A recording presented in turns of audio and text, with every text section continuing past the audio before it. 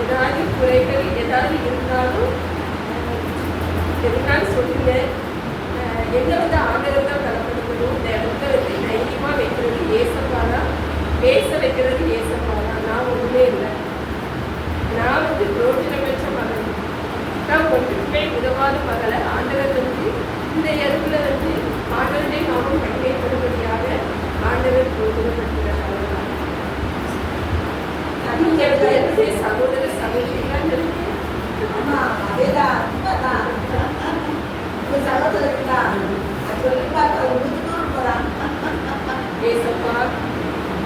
ஆண்டவரே இருக்கிறேன் அப்பா, நல்லவராய் இருக்கிறீங்க ஏசப்பா. இந்த இடத்துல உங்களுடைய நாமும் மகிமைப்படும்படியாக என் தேவன் கிரியை செய்யப்பா. நான் உன்னை மகிமைப்படுவேன் என்று சொல்லிட்டேன் ஆண்டவரே. ஆண்டவரே இந்த மைக்கை பிடிச்சி பேச நான் வரநற்ற பாக்கியவரையாய் இருக்கிறேன் ஆண்டவரே. நீர் பாக்கியமுள்ள மகளாக என்னை ஆசீர்வதிச்சு பாத்திரமுள்ள மகளாக நீ பயன்படுத்த போகிறதுக்காக தேவாதி தேவனுக்கு கொடான கொடி நன்றி செலுத்துகிறேன். நான் என்ன பேச வேண்டுமோ பரிசுத்த ஆவியானவர் எனக்குள்ள நின்று மகிமைப்படுங்கப்பா. வருகிற இவங்க என் சகோதர சகோதரிகளை ஆசீர்வதிங்கப்பா. அவங்க பாத்திரங்கள் நிரம்பி வழியேப்பா. பெருமையாய் போகாதபடி வார்த்தைகளை அள்ளி கொண்டு போக, ஆசீர்வாதங்களை பெற்றுக் கொண்டு போக உதவி செய்யப்பா. உங்களுடைய நாம மகிமைப்படட்டும். நான் ஒன்று இல்லை ஏசப்பா, நீ மகிமைப்பட போகிறதற்காக என் தேவாதி தேவனுக்கு கொடான கொடி ஸ்தோத்திரம் செலுத்துகிறேன். ஆண்டவரும் ரட்சகருமாகிய இயேசு கிறிஸ்துவை உங்கள் நாமத்தின் மூலம் ஜெபிக்கிறேன் ஜீவனுள்ள நல்ல பிதாவே. ஆமென் ஆமென். நான் இன்னைக்கு என்ன எடுத்துட்டு வந்தேன்னா, நான் குறிச்சியே வைக்கல, அது ஏற்கனவே நான் எடுத்தது. ஆண்டவர் பார்த்து சொன்னார், நான் உன்னை மகிமைப்படுவேன். ஏசாயா அந்த வசனத்தை எடுத்துக்கோங்க. ஏசாயா 49.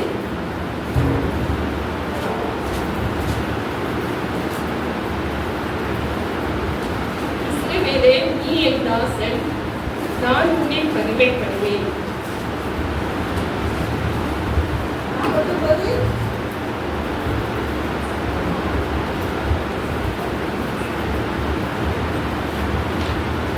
ஏசாயா 49:3.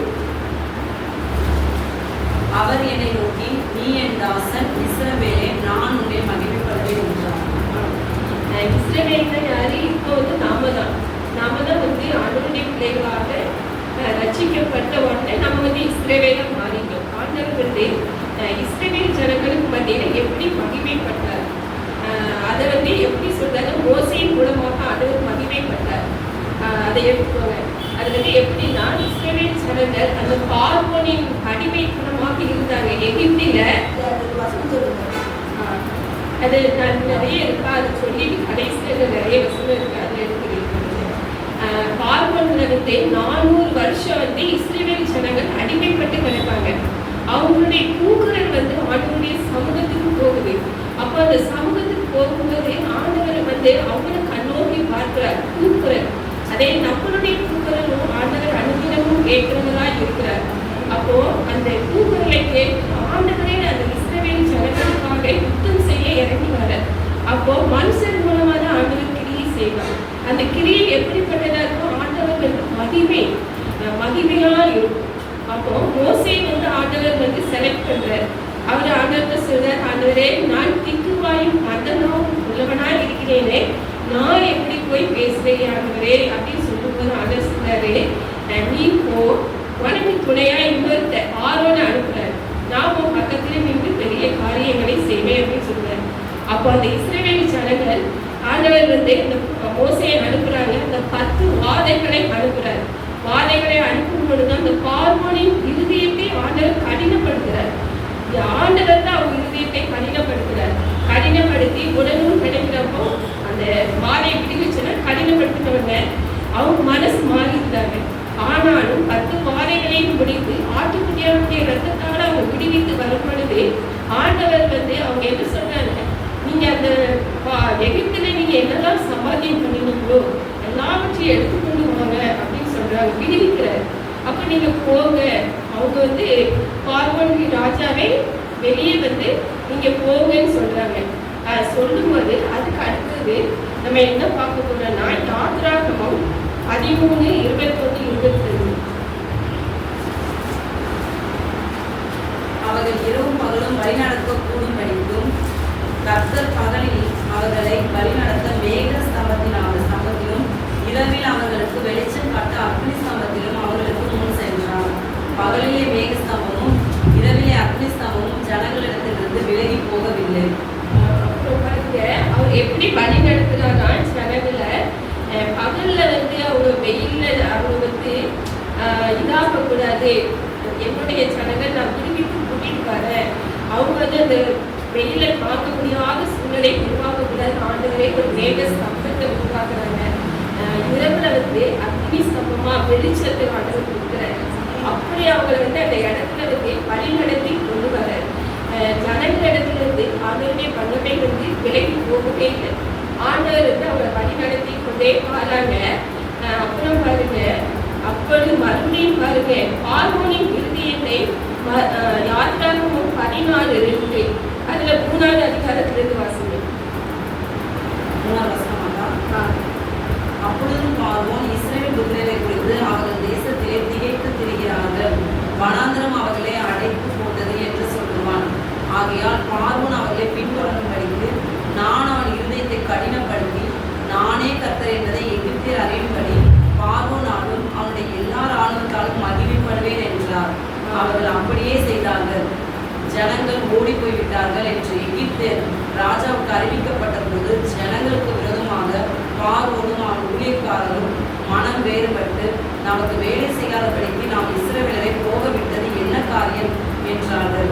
அவன் தன் ரதத்தை பூட்டி தன் ஜனங்களை கூட்டிக் கொண்டு பிரதானமான 600 ரதங்களையும் எகிப்தில் உள்ள மற்ற சகல ரதங்களையும் அவைகள் எல்லாவற்றுக்கும் அதிபதிகளான வீரரையும் கூட்டிக் கொண்டு போனான்.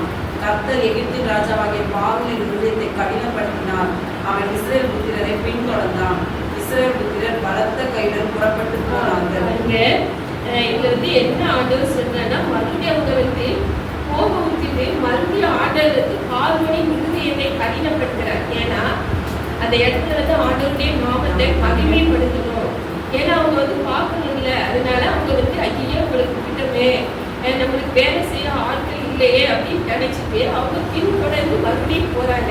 அவங்களை எப்படியாவது பிடிச்சிடணும்னா அவங்க ரதங்கள் 600 ரதங்களோட அவன் தன் ரதத்தை கூட்டி தன் ஜனங்களை கூட்டிக் கொண்டு பிரதானமான 600 ரதங்களையும் எகிப்தில் உள்ள மற்ற ரதங்களையும் எல்லாவற்றிற்கும் அதிபதிகளான வீரரையும் பெரிய பெரிய வீரர்கள் எல்லாம் கூட்டிக் கொண்டு அவன் போகிறான், பின்தொடர்ந்து போகிறான். அப்போ பாருங்க, எகிப்தின் ராஜாவாகிய பார்வோனின் இருதயத்தை ஆண்டவர் கடினப்படுத்தினார். அவன் இஸ்ரவேல் புத்திரரை பின்தொடர்ந்தான். இஸ்ரவேல் புத்திரர் பலத்த கையுடன் புறப்பட்டு போனார்கள். பெரிய சேனை புறப்பட்டு போகுது. அதுக்கப்புறம் பாருங்க, எகிப்தியர் பார்வோனுடைய குதிரைகளோடும் ரதங்களோடும் குதிரை வீரர்களோடும் சேனைகளோடும் அவனுடைய தொடர்ந்து போய் சமுத்திரத்தின் அண்டையிலே வாகாசேக்கு எதிரே இருக்கிற ஈரோட் பள்ளத்தாக்கிலே முன்னாடியே வாழை மரங்கிட அவர்களை திட்டினார்கள். அவங்க பின்தொடர்ந்து போய் அவங்க பக்கத்துல போய் விட்டாங்க.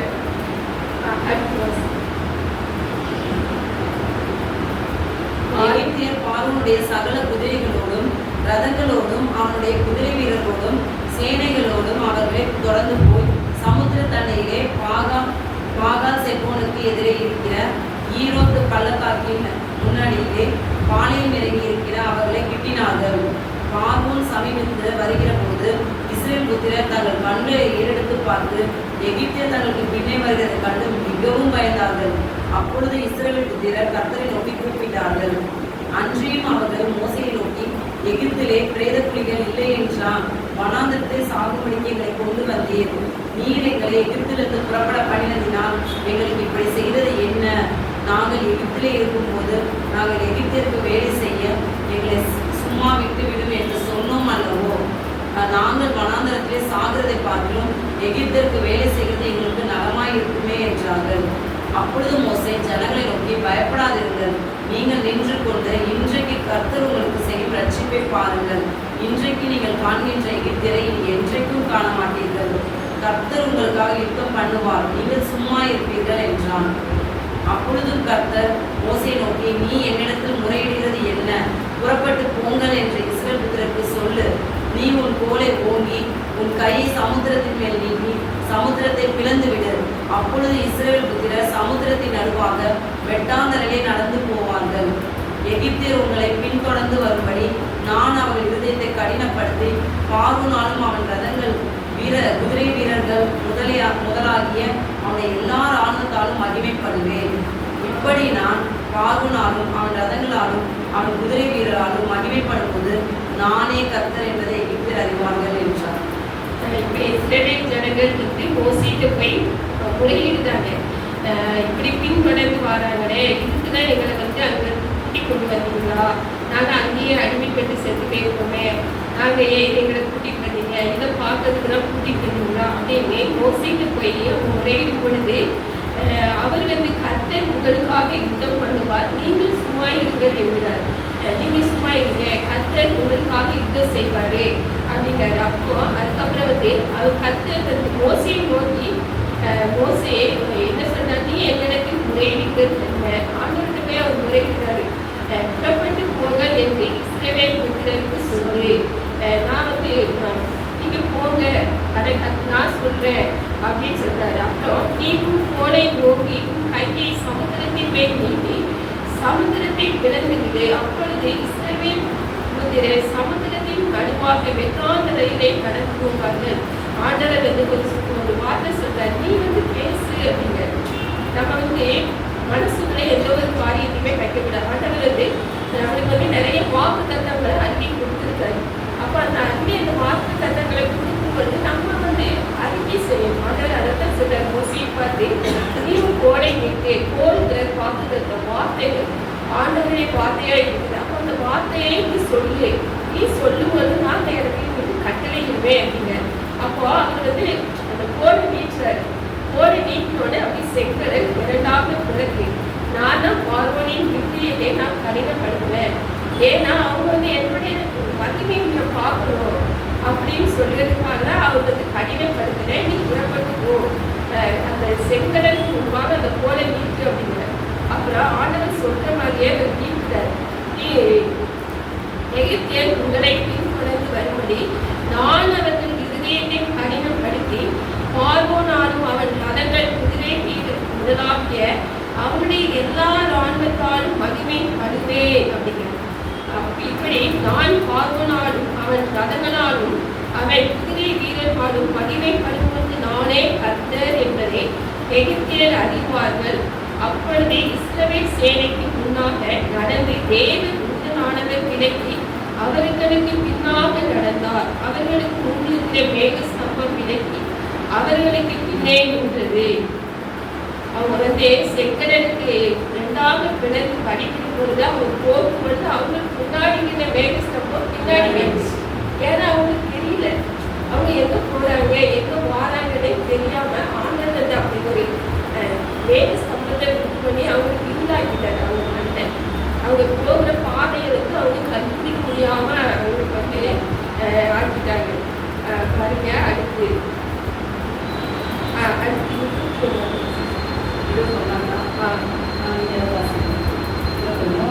கையை சமுதிரத்தின் மேல் நீட்டினான். அப்பொழுது கர்த்தர் ராமும் வரக்கணக்கில் பார்த்தினான். சமுதிரம் செய்து அதை வரப்போக பண்ணினார்.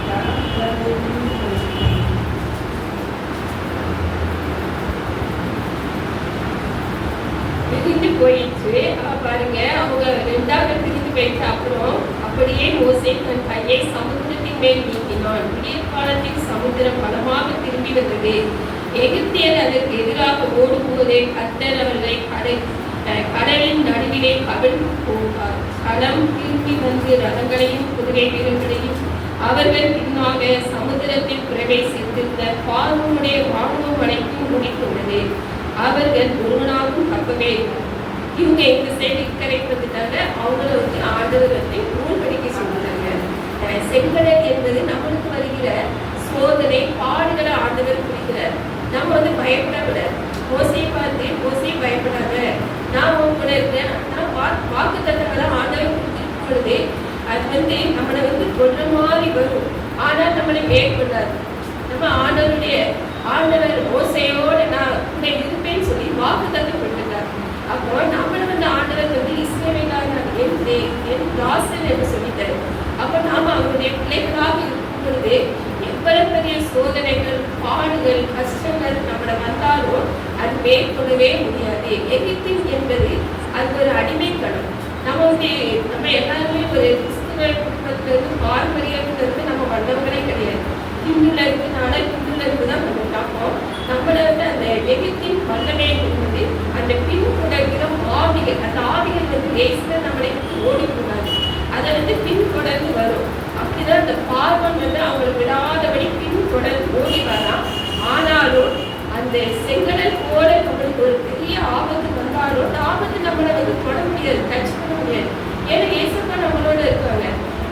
ஆண்டவர் வாக்குத்தத்தங்களை அது சொல்லு, அறிக்கையிலே மோசே பார்த்து சொல்றாரு, அந்த செங்கோலை நீட்டி சொல்லு, மாயக்கடலுக்கு சொல்லும் பொழுது நான் அந்த இடத்துல நின்று கிரியை செய்வேன், செய்வேன் அப்படிங்கிறார். இப்போ நம்மளையும் பார்த்து ஆண்டவர் அப்படிதான் அந்த வார்த்தைகளை சொல்லுறார்.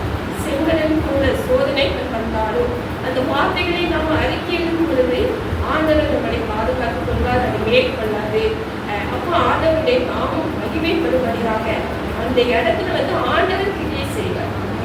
அந்த ஆண்டவர் என்ன சொல்றாரு, சங்கீதம் 50ல ஆபத்து காலத்திலே என்னை நோக்கி கூப்பிடு, நான் உன்னை விடுவிப்பேன், நீ என்னை மகிமைப்படுத்துவாய் என்று. அதுதான் இந்த இது. அப்போ ஆபத்து வருது, முன்னாடி பார்வோன், முன்னாடி செங்கடல். அப்ப நீ என்னை நோக்கி அது பயப்படுற சோதனை பலிகளை விட்டு நம்மளுக்கு ஆண்டவர்களுக்கு பொருந்தனை பண்ணணும். சோதனை பலியிட்டு நீ உடன்படிக்கை செய்ய, நம்ம ஆண்டவரோட உடன்படிக்கை செய்யும் பொழுது, பொருந்தனை பண்ணும் பொழுது ஆண்டவர் அந்த ஆபத்து நேரத்துல நம்ம அவரை நோக்கி கூப்பிடும் பொழுது ஆண்டவர் அந்த இடத்துல நின்று விடுவிப்பது மட்டுமல்ல, ஆண்டவருடைய நாமம் நம்ம மூலமாக மகிமைப்படு என்பதை இந்த செங்கடல் நம்மளுக்கு சுட்டி காட்டுது. அதுக்கப்புறம் யோசுவா, அதுல இந்த யோர்தான் எப்படி கடந்து போறாரு அதை பார்ப்போம். யோர்தான்ங்கிறது மரணமும் நம்மளுக்கு வருகிற ஆபத்துகளை குறிக்கும். யோர்தான் போல வெள்ளம் வருது. அந்த வெள்ளம் வரும் பொழுது ஆவியானவர் அந்த இடத்துல நின்று கொடி பிடிக்கும் பொழுது எப்பேற்பட்ட வெள்ளமாக இருந்தாலும் ஆண்டவர் அந்த இடத்துல நின்று பரிசுத்த ஆவியான அந்த இடத்துல நின்று கிரியை செய்து அதை பின் தள்ளிவிட்டார். அப்படிதான் அந்த யோர்தான் ஒரு சைடு பிரிக்கி ஒரு சைடு அப்படி பின்னிட்டு தள்ளிட்டார். எப்படி செங்கடலை கடந்து அவங்க கடந்து வந்தாங்களோ அதே போல அவங்க கானானை நோக்கி பிரயாணம் செய்தாங்க. பிரயாணம் செய்யும்போது ஆண்டவர் எப்படி அற்புதம் செய்தாரு, யோசுவா மத்தியில அவர் எப்படி மகிமைப்பட்டாரு அப்படிங்கிறது. யோசுவா இருக்கவங்க 3வது அதிகாரம்.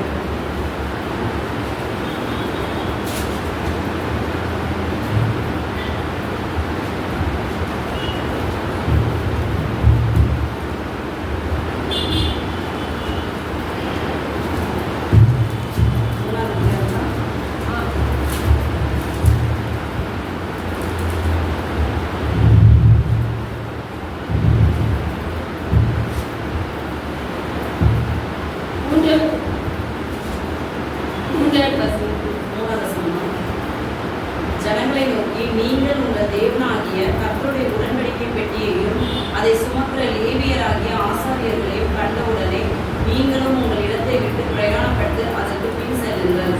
உங்களுக்கும் அதற்கும் இடையிலே 2000 முழ தூரமான இடம் இருக்க வேண்டும். நீங்கள் நடக்க வேண்டிய வழியை அறியும்படிக்கு அதற்கு சமீபமாய் வராதிருப்பீர்களாக. இதற்கு முன்னே நீங்கள் ஒருபோதும் இந்த வழியாய் நடந்து போகவில்லை என்று சொல்லி கட்டளையிட்டார்கள். யோசுவா ஜனங்களை நோக்கி, உங்களை பரிசுத்தம் பண்ணிக் கொள்ளுங்கள், நாளைக்கு கர்த்தர் உங்கள் நடுவிலே அற்புதங்களை செய்வார் என்றான். பின்பு யோசுவா ஆசாரியர்களை நோக்கி, நீங்கள் உடன்படிக்கை பெட்டியை எடுத்துக்கொண்டு ஜனங்களுக்கு முன்னே நடந்து போங்கள் என்றான். அப்படியே உடன்படிக்கை பெட்டியை எடுத்துக்கொண்டு ஜனங்களுக்கு முன்னே போனார்கள்.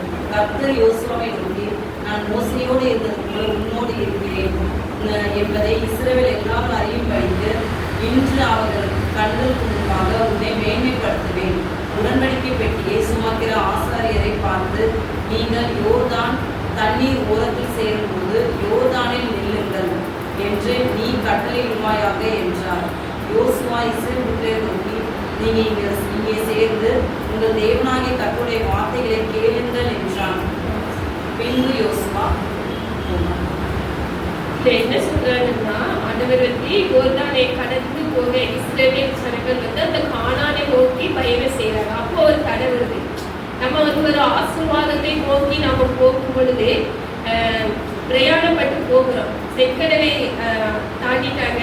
அவங்க இப்போ வந்து யோர்தானை கடந்து போறாங்க. யோர்தானை கடந்து போகும் பொழுது அது பெரிய ஒரு ஆறுன்னு சொல்லக்கூடிய பெரிய ஒரு சமுத்திரம் மாதிரியான ஒரு இது. அப்ப அந்த கானானுக்குள்ள நம்ம வந்து பிரவேசிக்கும் பொழுது அங்க ஒரு தடை வருது. யோர்தான் குறுக்க வருது. அப்ப ஆண்டவர் என்ன சொல்றாங்கன்னா, அந்த பெட்டியை தூக்கி கொண்டு செல்லுங்க. அந்த பெட்டிங்கிறது வந்து நம்மளுக்கு கொடுத்துட்டு அந்த வேத புத்தகமாக ஆண்டவர் வைத்திருக்கிறாரு. அந்த நம்ம வந்து அதை சுமந்து கொண்டு போகிறோம். நம்மளுக்கு எவ்வளவோ பெரிய மரணங்கள் போராட்டங்கள் வந்தாலும் ஆண்டவர் அதை டச் பண்ண விட மாட்டாங்க. ஏன்னா நம்ம உடன்படிக்கையாகி அந்த வேத புத்தகத்தை நம்ம ஒவ்வொரு நாளும் சுமந்து கொண்டு செல்கிறவர்களாக, ஜெபிக்கிறவர்களாக, அந்த வாக்குத்தத்தனை சொல்லி அறிக்கை செய்கிறவர்களாக இருக்கும் பொழுது எந்த ஆபத்துகளும் நம்மை வந்து தொடவே முடியாது. ஆண்டவர் வந்து இஸ்ரவேலே என் தாசன் என்று சொல்லிட்டார். நாம அவருடைய பிள்ளைகளாக, சொந்த பிள்ளைகளாக இருக்கும் பொழுது நம்ம எந்த ஆபத்து நம்மளை யாரும் டச் பண்ணவே முடியாது. அதை தான் இந்த ஆண்டவர் வந்து சொல்லியிருக்காங்க. யோசுவா அந்த உடன்படிக்கை பெட்டியை சுமந்து கொண்டு நீங்கள் பரிசுத்தம் பண்ணி கொடுங்கன்னு சொல்றாங்க. நாம ஒவ்வொரு நாளும் ஆண்டவருடைய சமூகம் பாவம் நிறைந்த உலகம், மனுஷனுடைய இருதயம் வந்து கேட்கிறது திருக்குள்ளதான் இருக்குது.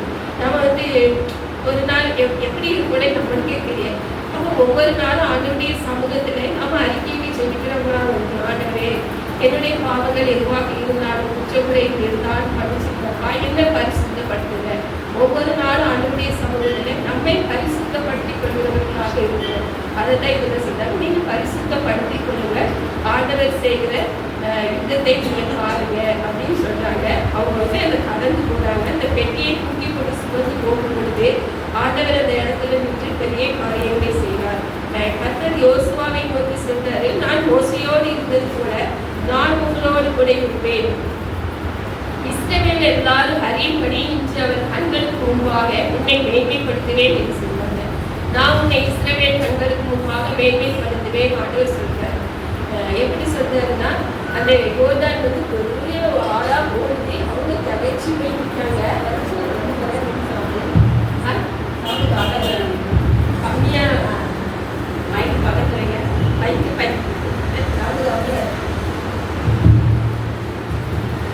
அப்புறம் பாருங்க,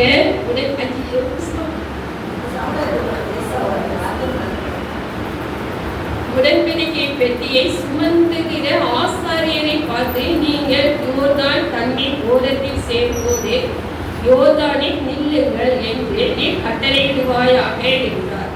கட்டளையிட சொல்றார். நம்மளுக்கும் ஆண்டவர் என்ன சொல்றார்? கட்டளையிட சொல்றார். நம்ம வந்து வாக்கு தத்தங்களை சொல்லி கட்டளையிடும் பொழுது அந்த பிசாசு ஓடுவான். அந்த நம்ம வந்து அறிக்கையிடணும். அந்த வசனங்களை வந்து நம்ம சொல்லணும். சொல்லி சொல்லி அந்த நம்ம பார்க்க அந்த வாரானா சாத்தா வாரானா ஆண்டவர் சொல்லியிருக்கிறாரு, ஏசப்பா இந்த வசனத்தை சொல்லியிருக்கிறாரு, ஏன் நீ தொடாத, டச் பண்ண முடியாது அப்படின்னு நம்ம சொல்லி சொல்லி சொல்லி அறிக்கையிடும் பொழுது அது வந்து நம்மளை டச் பண்ணவே முடியாது. எப்பா ஏசப்பா பிள்ளைவா எப்படி வார்த்தையை சொல்லி அறிக்கையிடுதா. அதே போல அவர் வந்து சொல்றாரு, ஆசாரியர்களுக்கு கட்டளையிடுறாரு, நீ வந்து சொல்லு அப்படிங்கிறாரு. அப்ப அந்த இடத்துல சொல்லும் பொழுது அந்த யோர்தான் பாருங்க,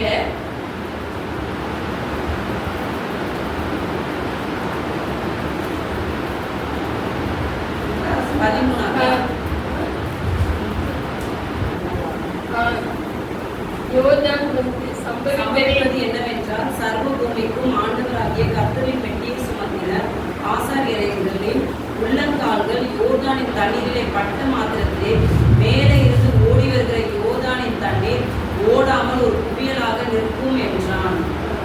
14 வசனம். ஜனங்கள் யோர்தானை கடந்து போக தங்கள் கூடாரங்களிலிருந்து புறப்பட்டார்கள். ஆசாரியர்கள் உடன்படிக்கை பெட்டியை ஜனங்களுக்கு முன்னே சுமந்து கொண்டு போய் யோர்தான் மட்டும் வந்தார்கள். யோர்தான் அறுப்பு காலம் முழுவதும் கரை புரண்டு போகும்.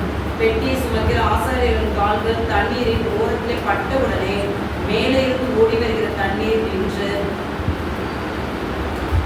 நின்று சாத்தானுக்கு அடுத்த ஆதாம் ஊர் வரைக்கும் ஒரு குவியலாக குவிந்தது. உப்புக்கடல் என்னும் சமனான வெளியில் கடலுக்கு ஓடி வருகிற தண்ணீர் பிரிந்து ஓடிற்று. அப்பொழுது ஜனங்கள் எரிகோவுக்கு எதிரே கடந்து போனார்கள். சகல ஜனங்களும் யோர்தானை கடந்து தீரும் அளவும் கர்த்தருடைய உடன்படிக்கை பெட்டியை சுமக்கிற ஆசாரியர்கள் யோர்தானின் நடுவிலே தண்ணீர் இல்லாத தரையிலே காலூன்றி நிற்கும் போது இஸ்ரவேலர் எல்லாரும் தண்ணீரற்ற உலர்ந்த தரை வழியை கடந்து போனார்கள். பாருங்க, சம்பவிப்பது என்னவென்றால் சர்வ பூமிக்கும் ஆண்டவராகிய கர்த்தரின் பெட்டியை சுமக்கிற ஆசாரியர்களின் உள்ளங்கால்கள் யோர்தானின் தண்ணீரிலே பட்ட மாத்திரத்திலே மேலிருந்து ஓடுகிற யோர்தானின் தண்ணீர் ஓடாமல் ஒரு குவியலாக நிற்கும் என்றார். அவன் யோர்தான்ல காலை வச்ச உடனே யோர்தான் வந்து செங்கடல் வந்து இரண்டாக பிளந்து வெட்டாந்தரை ஆண்டவர் மாற்றினாரு. இதுல வந்து எப்படின்னா இப்படி ஒரு குவியலாக மாற்றினார். இந்த சைடு வந்து பின்னிட்டு ஓடுபடியாக அவங்க இந்த கரையிலிருந்து அந்த கரைக்கு ஓடுபடியாக ஆண்டவர் உணர்ந்த கரை வழியால் அவங்க கடந்து போயிட்டாங்க. ஆண்டவருடைய நாமம் வைப்பதாக. அப்புறம் பாருங்க, யோசுவா 4:14 அந்நாளிலே கர்த்தர் யோசுவாவை சகல இஸ்ரவேலின் கண்களுக்கு முன்பாகவும் மேன்மைப்படுத்தினார். ஆண்டவருடைய நாம அந்த இடத்துல மகிமைப்படுது. அதுலேயும் யோசுவாவை ஆண்டவர் வந்து இஸ்ரவேல் கண்களுக்கு முன்பாக மேன்மைப்படுத்தி வைக்கிறார். அதே போலதான் நம்முடைய வாழ்க்கையில ஆண்டவர் வந்து பெரிய காரியங்களை செய்வார். யோர்தான் போல வெள்ளம் வந்தாலும் யோர்தான் வெள்ளங்கிறது நம்மளுக்கு வருகிற துன்பத்தை குறிக்கும்.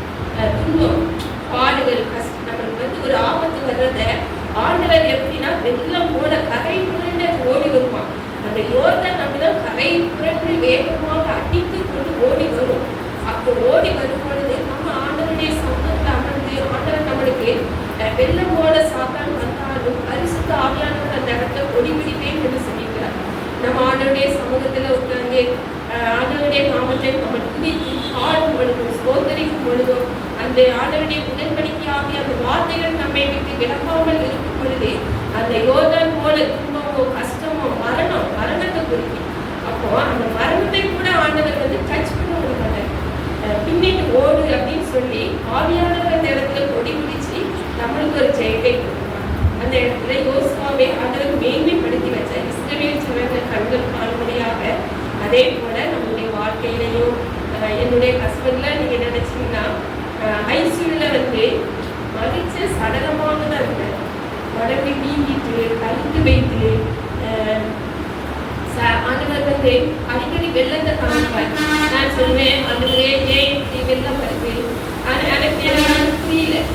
அப்போ வந்து எனக்கு தெரியல ஆண்டவருடைய வசனம் அர்த்தம் ஒண்ணுமே தெரியல. அப்போ உனக்கு வந்து ஒரு ஆபத்தை பாரு அப்படின்னு நம்மளுக்கு ஆண்டவர் தரிசனமாக காமிப்பார். அப்போ நம்ம உஷாராகும். எப்படின்னா ஆண்டவருடைய வசனத்தை சொல்லி செவிக்கும் பொழுது ஆண்டவர் நம்மளுக்கு யுத்தம் செய்வார். என்னுடைய பிள்ளைன்னு சொல்லிட்டாரு. அந்த இடத்துல நின்று கிரீஸ். ஆனா பாருங்க, அந்த இடத்துல மரணத்தை 10 நாள் ஐசியூல இருந்த கணவரை ஆண்டவர் வந்து வெளிக்கொண்டு வந்தார். அந்த பிசாசு அப்படி தூக்கி வச்சிருக்கிறான். என் கணவர் மதிச்சிருந்த அந்த 2 வருஷம் ஆயிருக்கும். ஆனாலும் ஆண்டவர் வந்து அந்த இடத்துல மகிமைப்பட்டார். நான் வந்து இங்கே சர்ச்சைக்கு போயிருந்தேன். சிஎஸ்ஐ சபையில போய் நான் நிற்கும் பொழுது ஆமா நம்ம வந்து நானே என் பிள்ளைகளும் சனிக்கிழமை அவங்க 7 நாள் ஆயிட்டு.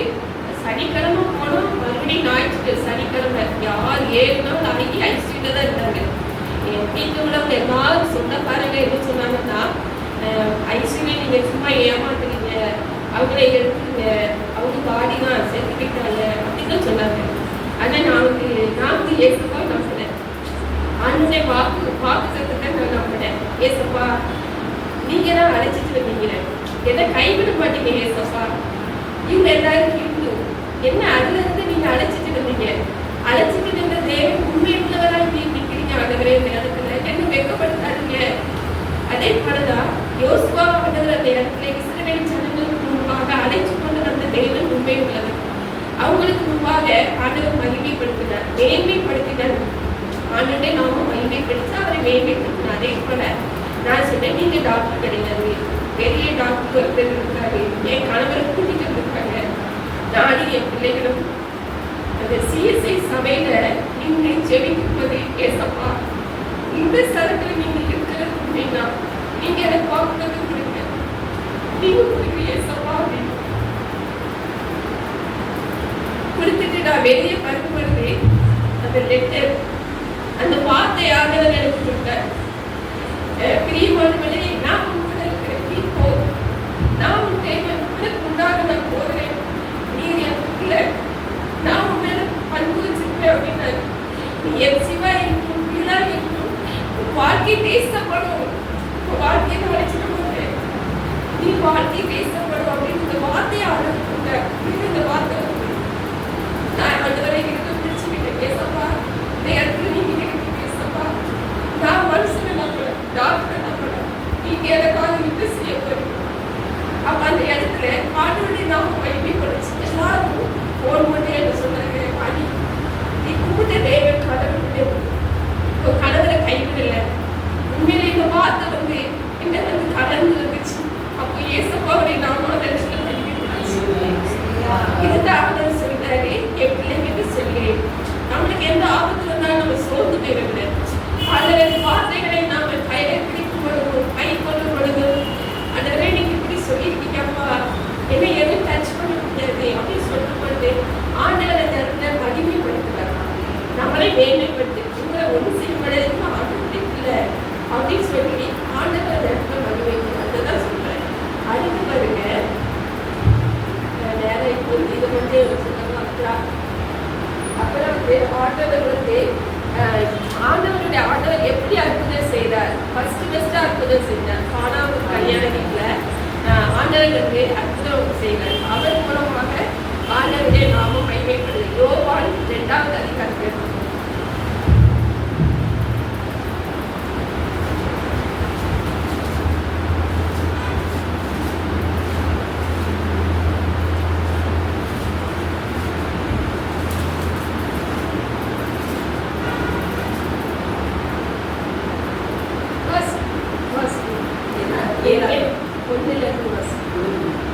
மூன்றாம் நாளிலே கலிலேயாவில் உள்ள கானா ஊரிலே ஒரு கல்யாணம் நடந்தது. இயேசுவின் தாயும் அங்கே இருந்தாள். இயேசுவும் அவருடைய சீஷரும் அந்த கல்யாணத்துக்கு அழைக்கப்பட்டிருந்தார்கள். திராட்சரசம் குறைப்பட்ட போது இயேசுவின் தாய் அவரை நோக்கி, அவர்களுக்கு திராட்சரசம் இல்லை என்றார். அதற்கு இயேசு, ஸ்திரியே, எனக்கும் உனக்கும் என்ன, என் வேலை இன்னும் வரவில்லை என்றார். அவருடைய தாய் வேலைக்காரரை நோக்கி, அவர் உங்களுக்கு என்ன சொல்லுகிறாரோ அதன்படி செய்யுங்கள் என்றார். யூதர்கள் தங்களை சுத்திகரிக்கும் முறைமையின்படி ஒவ்வொன்றும் 2-3 குடம் தண்ணீர் கொள்ளத்தக்க 6 கச்சாடிகள் அங்கே வைத்திருந்தது. இயேசு வேலைக்காரரை நோக்கி, ஜாடிகளிலே தண்ணீர் நிரப்புங்கள் என்றார். அவர்கள் அவைகளை நிறைய நிரப்பினார்கள்.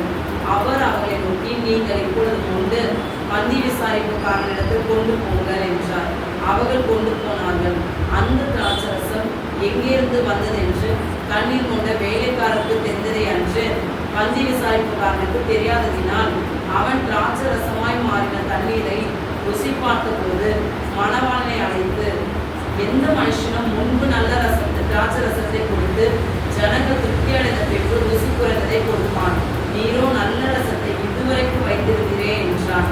இவ்விதமாக இதுல வந்து ஏசப்பா என்ன சொல்றாங்கன்னா, ஃபர்ஸ்ட் ஆண்டவருடைய நாமம் இந்த இடத்துல மகிமைப்படுது. ஆண்டவர் வந்து அற்புதம் செய்தார். எப்படின்னா, காணாம ஒரு கல்யாண வீட்டுக்கு போறாங்க.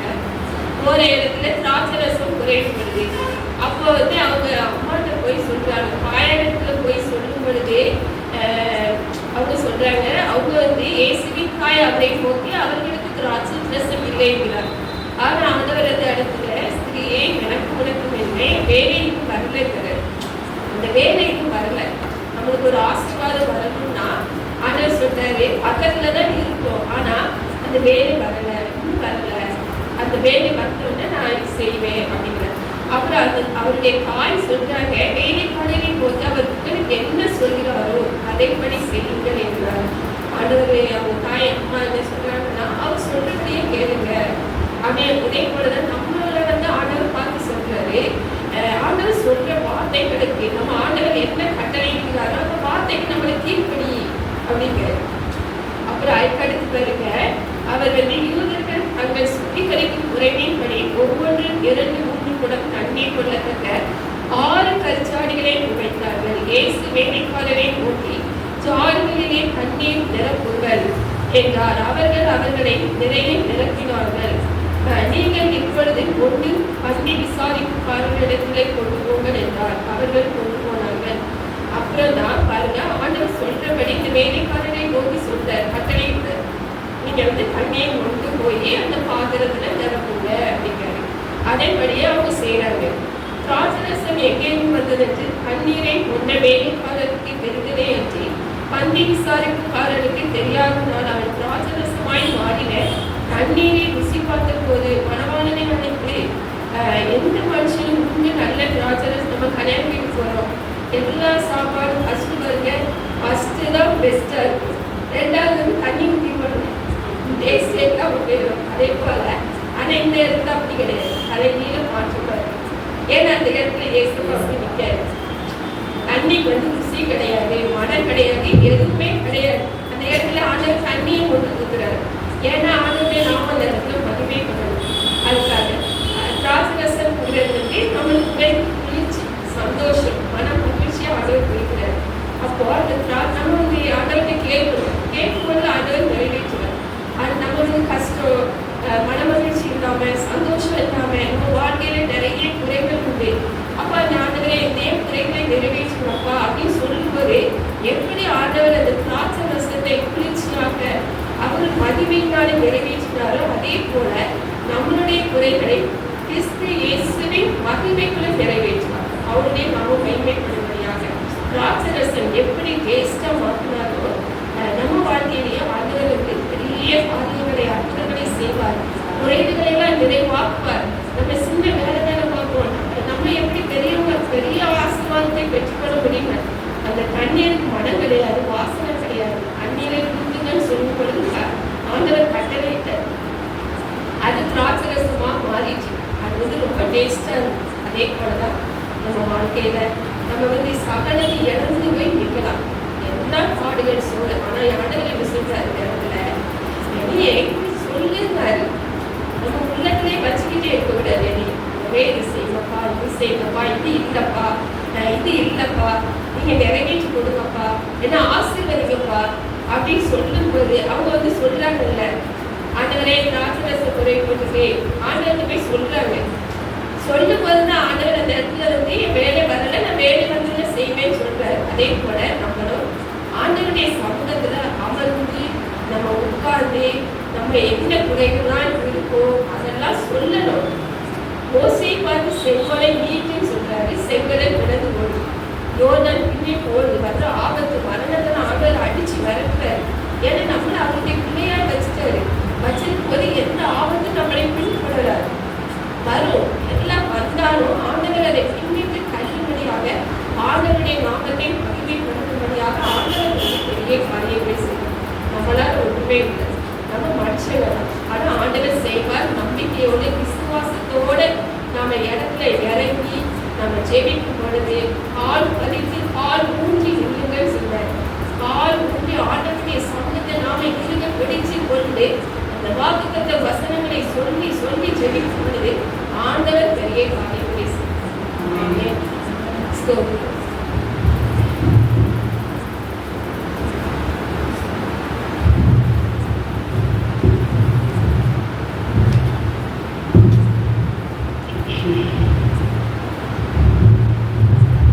தேங்க்யூ அக்கா. நம்ம ஜெபிக்கலாம். அன்பிலே இயேசப்பா, நீங்கள் தந்த இந்த நல்ல நாளுக்காய் நன்றி இயேசப்பா. இயேசப்பா, வாணிய கவலமாய் ராஜாவே ஆவியானவர் எங்களோடு பேசுனதுக்காய் நன்றி நன்றி இயேசப்பா. இயேசப்பா, எங்கள் வாழ்க்கையில் இயேசப்பா இருக்கிற செங்கடல்கள் இயேசப்பா உங்கள் வாக்குத்தத்தத்தின் மூலமாய் நாங்கள் அதை இயேசப்பா என் தகப்பனை பிளந்து ராஜாவே நாங்கள் அதன் நடுவில் நடக்க கிருபை செய்வீராக ராஜாவே. இயேசப்பா, நாங்கள் உண்மை விசுவாசிக்கிற ராஜாவே. எங்கள் வாழ்க்கையில் வருகிற யோதனை போல இருக்கிற போராட்டங்களை ராஜாவே அப்பா நாங்கள் உங்களுடைய இயேசப்பா உங்களுக்கு கீழ்ப்படிந்து இயேசப்பா உண்மை பின்பற்றி அப்பா உங்களுடைய வார்த்தைகளை நாங்கள் அறிக்கை செய்யும் போது அந்த யோர்தான் கூட ராஜாவே ஒரு கற்குவியலாய் நின்று இயேசப்பா எங்களுக்கு வழிவிட கர்த்தர் கிருபை செய்வீராக ராஜாவே. எங்க வாழ்க்கையில ராஜாவே அப்பா தண்ணீர் போல இருக்கிற இயேசப்பா எங்களுடைய கண்ணீர் எல்லாவற்றையும் கர்த்தர் ஒரு நாளிலே ராஜாவே அப்பா மதுரமாய் மாற்றி மாற்றுவீராக ராஜாவே. திராட்சரசம் போல ராஜாவே எங்க வாழ்க்கை ஏசப்பா மதுரமாய் அநேகருக்கு பிரயோஜனமுள்ள ஒரு வாழ்க்கையை கர்த்தர் மாற்றி தரப்போகிற கிருபைகளுக்காய் நன்றி செலுத்துகிறோம். ஆவியானவரே, ஆவியானவரே, தொடக்கம் முதல் முடிவு வரை ஏசப்பா நீங்க எங்களோடு பேசினதுக்காய் நன்றி ஏசப்பா, நன்றி ஏசப்பா, நன்றி ஏசப்பா. வந்திருக்கிற பிள்ளைகளை ஆசீர்வதிங்க ராஜாவே. அப்பா இயேசு கிறிஸ்துவின் நாமத்தினாலே வந்திருக்கிற பிள்ளைகளை ஆசீர்வதிக்கிறேன் ராஜாவே. அப்பா பிள்ளைகள் வந்திருக்கிற அவங்களுடைய ஏசப்பா தேவைகளை கர்த்தர் சந்திப்பீராகப்பா. அவர்களை சாட்சியை எழுப்பி நிறுத்துவீராக ராஜாவே. அவர்கள் மூலமா இன்னும் அநேகர் ஏசப்பாவை அறிந்து கொள்ள கிருபை செய்வீராங்கப்பா. பிள்ளைகளை வளமையா எடுத்து பயன்படுத்துங்க, ஆசீர்வதிங்க ஏசப்பா. இரவு நேரத்துல பாதுகாத்துக் கொள்ளுங்கப்பா. அவங்களுடைய சமூகம் அவங்களுக்கு முன்பாக பின்பாக செல்லுற ராஜாவே.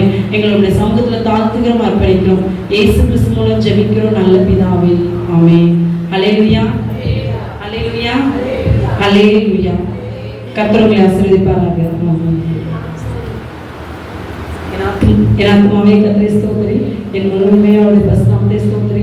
என் ஆத்துமாவே கர்த்தரை ஸ்தோத்திரி, கர்த்தர் செய்த சகல பணி மறவாதே. ஆமென். ஹல்லேலூயா, ஹல்லேலூயா, ஹல்லேலூயா. கர்த்தர் உங்களை ஆசீர்வதிப்பாராக.